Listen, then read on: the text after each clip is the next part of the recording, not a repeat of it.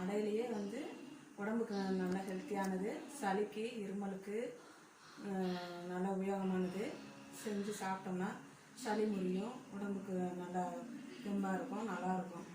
அதில் வந்து அரிசி வந்து 300 கிராம் அரிசி 50 கிராம் துவரம்பருப்பு, அதோடு சேர்த்துக்கிறது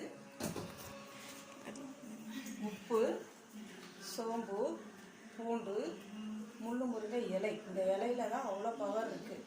இந்த இலை கிடச்சி போட்டிங்கன்னா இந்த இலையில தான் செஞ்சால் நம்ம சளி, நெஞ்சு சளி, வறட்டிரும்பல் எல்லாத்துக்கும் இந்த இலை கேட்கும். இந்த இலை ஒரு 10 இலை கிடச்சா 10 இலை போட்டு எல்லாமே அரைச்சிக்கணும்.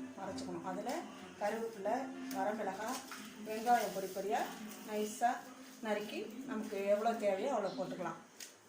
செய்முறை இது எல்லாம் இப்போ என்ன செய்யணும், இதை மாவை அரைச்சி எடுத்து இது எல்லாமே இந்த மாவு மஞ்சள் எல்லாமே மிக்சியில் அடித்து ஒன்றா கலந்துக்கணும். வெங்காயத்தை நறுக்கணும், இதோட போடணும்.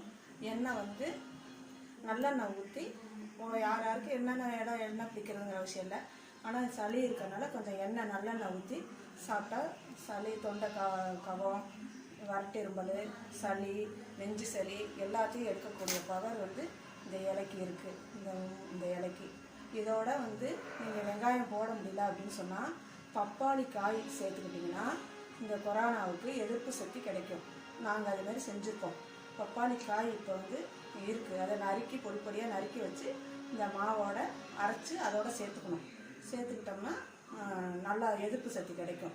அதுமாரி செஞ்சு பாருங்கள் மக்களே. செய்முறை விளக்கம் சொல்லியிருப்போம், நாங்கள் செஞ்சு காமிக்கிறோம்.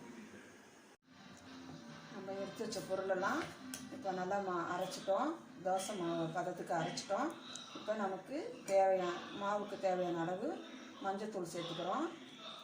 மஞ்சத்தூள் சேர்த்துட்டு அந்த அரைச்சி வச்ச வெங்காயம் நைஸாக பொடியாக நறுக்கி வச்ச வெங்காயத்தை தேவையான அளவு கலந்துக்கிட்டோம்.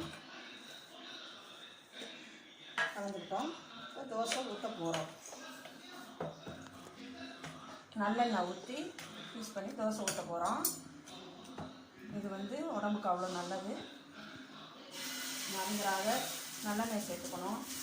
நல்லா தேவையான அளவு எவ்வளோ மட்டுமா வேணுமோ, மிக்ஸாக வேணுமோ அந்த அளவுக்கு ஊற்றிக்கலாம்.